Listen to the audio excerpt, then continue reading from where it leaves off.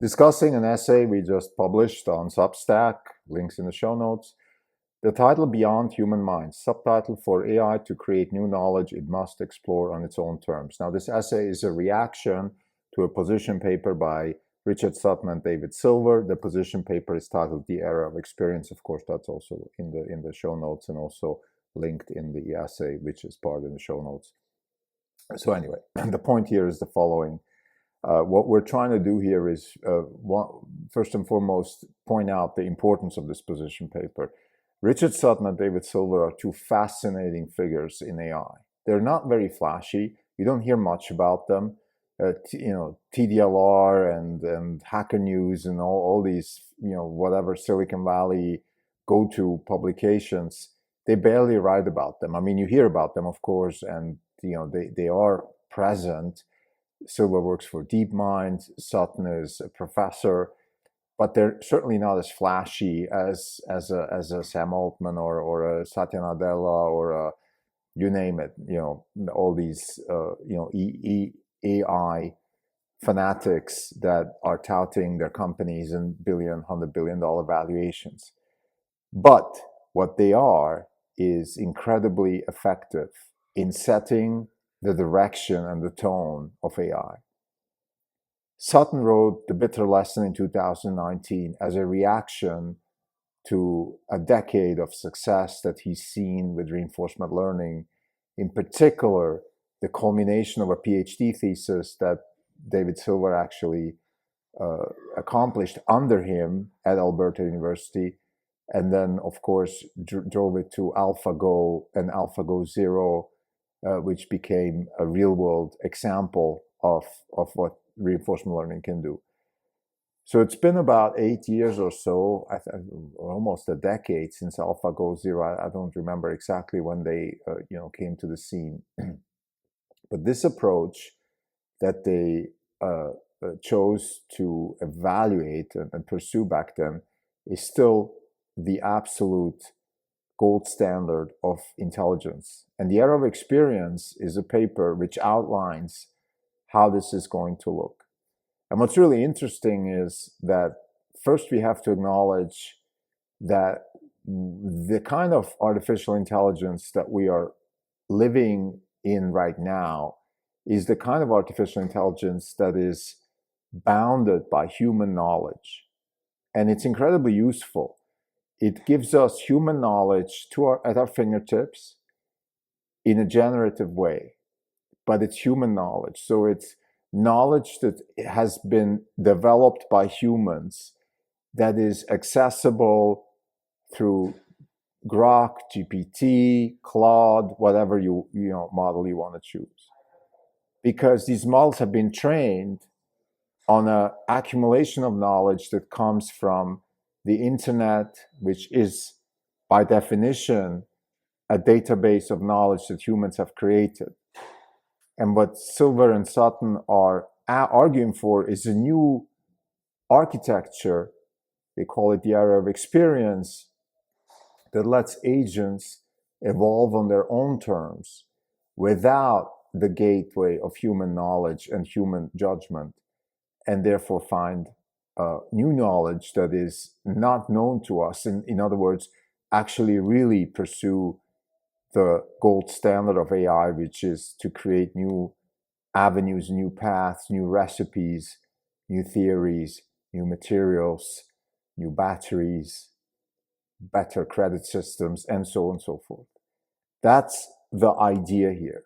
And the fundamental thesis is that the way we are set up right now, we humans are continuously judging our AIs, whether they're good or bad, based on our own judgment, without us and the AI having the opportunity to follow up and see what the consequences would be of our judgment. So we judge before we actually see what happens. To use an analogy, the cook cooks the cake and uses a recipe and applies the recipe to the cooking of the cake before he actually knows whether the cake tastes well or not. That's what we are. That's the world we're living in right now, and that's fine because we have a massive boost in understanding recipes. So we have this ability to choose the right recipe, hoping that we will get to a better cake. But what Silver and Sutton are advocating for is an AI that evaluates its own path towards a better recipe based on some sort of goal and reward function that, of course, we humans have to be able to design. That's the key. This is not even on podcast. It's August 8, 2025. This is Krim Delco. For the day, the fund is up 2%. The market's up 70 basis points. For the year, we are down 9%. The market is up 8.5%. We're underperforming by 17.5%. So again, this is a really important paper. I think Richard Sutton and David Silver are the kinds of people, they don't come very often to the stage. You know, they're kind of like a band I like a lot, the Lumineers. They come, I think every 4 years they publish an album, and every time it's a huge hit. They're really very good. They write amazing songs, and they're relevant, but they take their time. And I think Sutton and Silver are more in that part. Versus, obviously, there's other people. They constantly yell and scream, and some of it is, you know, for the right reasons. Some of it maybe not so. But that's besides the point. I don't want to talk about other people here. I want to discuss this essay. This is really the key here. And whenever we talk about AI, I think we have to be very conscious about the current situation, the high valuations, the way this is all driving, you know, everybody to almost insane in terms of how is society going to change and all that. And I think these are all very, very good questions. And as usual, when I think deeply about AI, when I engage thoroughly with this subject of intelligence, I always end up in a very philosophical, you know, place. And in this case, it's the same thing. Because and I'm going to explain why. I'm going to give the punchline right now, and that is, the question here is, what kind of goal should we set for these AIs? And the goal has to be, in my opinion, approaching, or at least axiomatically, something that, you know, Immanuel Kant was talking about in the 18th century, which is we cannot have an era of experience where we micromanage the goal and the reward functions of the AI. And I'm going to explain why that's almost impossible. It's akin to a centrally planned economy. We need to find a way to have a marketplace of ideas within the AI with a common goal, though. The same way Adam Smith wrote about the invisible hand, which has driven our economies and our societies to a better place. Despite all the egotistic, crazy, lunatic type behavior that humans exhibit, the market has driven us towards a better place. We need to find a similar approximation of optimal behavior, and I think it is somewhere in the realm of Immanuel Kant, which is that every move that the AI makes should be in line with a commonly accepted moral principle. And maybe we can also use a pre-woke John Rawls definition of fairness. Well, pre-woke means I don't want to get into the conversation of the veil of ignorance and how the woke mafia has really, you know, hijacked Rawls into their camp. What Rawls said is fairness is when a society can make the worst of their, you know, members better off without hurting anybody else. The society has kind of like free energy or a free ability to become more fair. So fairness is defined as, can you do better without harming anybody? And I think in that sense, I'm totally on board, right? Because what I'm not gonna subscribe to is any kind of commonly associated pseudo-socialist, you know, trying to improve society at the cost of certain people versus other people. All of that stuff doesn't work. So what we need common goals that are universal and general and help our AIs evolve on their own terms into a better direction? That is the question. I don't have the answer. And that is what this essay brings up as a question. Let's talk about the essay now. So let's start with the limits of human knowledge. So human knowledge has evolved over, at least 100,000 years since humans exist. And if you want to go all the way back to the Big Bang, Sutton, in one of his presentations, actually uses the 4 areas of evolution on Earth. It's the area of the particles, the area of the stars, the area of life, and the area of machines. Life, he calls the guys who reproduce, or the things that reproduce, and the machines are the area of design. So that's when we accelerate, evolution. That's when we do what life is already doing. The general intelligence of life, which is encoded in the DNA, has its advantages. It's very robust over millions and billions of years, but it's also very slow. So we can accelerate that by design. That's what the era of experience is hoping to achieve. So the limits of human knowledge just mean that, look, we've evolved and we've created a lot of knowledge. We have the Newtonian mechanics. We have the periodic table. We have Shakespeare. We have maths. We have, the knowledge of how to play football. We have the knowledge of how to swim fast, and lots of things like that. But that's a small sliver. I think we've all seen or maybe heard about this metaphor.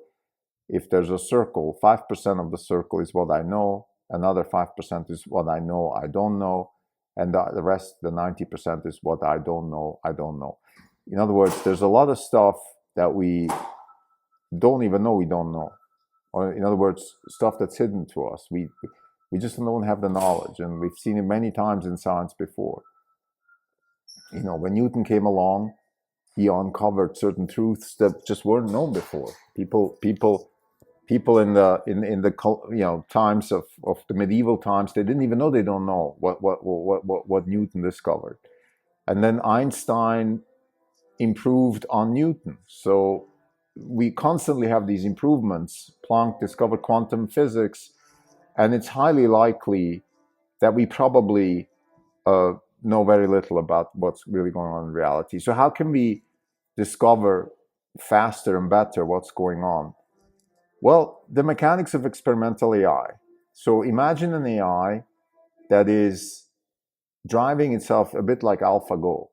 It has a certain goal, to win the game of Go, or to decarbonize the economy, or to make a better battery cell, or to become a better company by hiring the better people for whatever they need to do.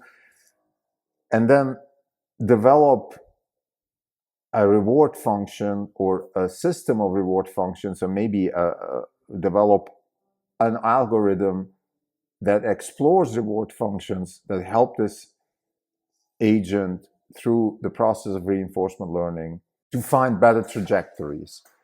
So let's break this down a bit. What is reinforcement learning? It's an application of what Sutton and Silver defined in their common work and also separate works as temporal difference learning. So what you're trying to do is you're trying to estimate how your expectation today changes if you do a certain action. So you have an expectation today, you do a certain action, and you have a new expectation. How do these expectations change relative to a reward? In other words, you expect a reward of 10 today, you do a certain action, and now you expect a reward of 8. So you have actually your expectations decrease. So your reward that you get has to be negative, so you don't do this action. So when you do you have an expectation of 10, you get a reward of maybe -4, and then the expectation would be 8. Now it's actually 4, so you don't want to do this. So you don't want to reinforce an action which will lower your expectation. In other words, through exploration, through self-play, you can potentially improve to the point where you can get the maximal reward. And if you run this over millions of examples, which is what they did in the PhD thesis of David Silver, where he used Monte Carlo tree search, which is kind of like, the way I understand this is, imagine the agent every time before the agent makes a decision, runs many, many trajectories, truncates all those that very quickly turn out to be not very useful, and keeps those that are very useful, and then proliferates with them, and then chooses those actions that have a higher probability of getting the agent towards a good result. Something along those lines. But the key here is really experience and feedback. Experience and feedback.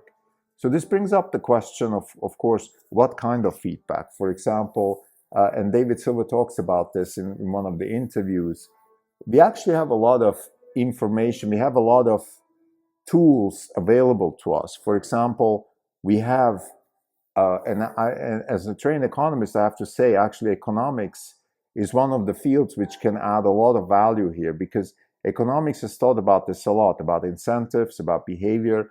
So now we can apply this to agents which are rational, which is very new, because that one of the problems in economics is always that the agent, the human, is not very rational. But now we have a rational agent. We have an agent that actually acts relative to what it's supposed to do given the proper incentives. So we could potentially, in a reinforcement learning setting, evaluate agents properly and get them to not just solve problems, but find paths towards solutions with new problems. So this is the new paradigm of action. So let's say in the essay I use the example of advising a student what they should be studying at Berkeley, right? So today's AI would just look at what's out there, what's the knowledge out there, and maybe recommend, yeah, you should just go and study AI and get paid $100 million, go work for Facebook. But this, the problem with this type of decision making is that the human and his knowledge is like a gateway, and the human judges and makes a decision and gears the AI towards a decision without having seen all the rollouts and the actual reaction or the consequences of this suggestion. This is one of the biggest problems. This is the skin in the game type problem that Nassim Taleb talked about a lot. If I make judgments about people or agents without knowing the consequences, or even more importantly, without bearing the consequences, then the chances are I'm going to be wrong. So what we want is these systems to be able to make decisions while they have some sort of visibility into how those decisions will affect actual consequences. And one way to do this is, of course, to just wait and see what happens. So we could have the person, choosing to study, comp sci at Berkeley, and then after 4 years, he could go and study philosophy at Harvard, and but obviously that's not going to work. The problem is with us humans and with human knowledge, we only have a rollout of one. We have one trajectory. And the power of AI is that AI can actually do many, many millions of trajectories in parallel, thanks to NVIDIA. And therefore, that's the big difference. It's the parallel compute. It's the parallel accelerated compute, whatever you want to call it. We can do many, many trajectories in parallel, assuming we can simulate reality properly. And the person can maybe, try comp sci at Berkeley, try, philosophy at Montana State, try this, try that, and find out that maybe the best outcome for this person would be to go study aerospace at University of Florida and become a jet fighter pilot. That's something that maybe any kind of knowledge available to us today would not recommend. But if we had enough iterations, assuming our iterations are, the sim to real problem is not too high, which means that the simulation that we're using is not too far away from reality, So that brings us to the big question. How can we simulate all these trajectories? And that problem hasn't been solved. Another big question that I want to raise here is the question of, should humans let these AIs run on a self-learn mode, or should we influence them? And I think there's a fundamental problem here. And the problem is the following. If the AI knows that humans will influence them at some point, the AI will anticipate that already, and therefore we have kind of a reinforcement learning with human feedback, even though we might explicitly choose not to constantly intervene, but we will have a sort of an inverse moral hazard here, which is that if I know that I'm going to be sanctioned, I'm gonna act already anticipating that sanction. And that's a very, very subtle problem, because in reality, it just means that there's either a world where you intervene with the AIs, or there's a world where you don't intervene with the AIs. And it's very difficult to find a middle way. So towards a boundless future, the era of experience as envisioned by Sutton and Silver heralds a transformative shift in AI research. By moving beyond human knowledge and embracing continuous learning through simulated exploration, AI can unlock the vast unknown. This paradigm not only redefines what machines can achieve, but also challenges us to rethink our role in their development. As we stand on the cusp of this new era, the question is not whether AI can surpass human intelligence, but how far it can take us into the uncharted territories of knowledge. Thank you.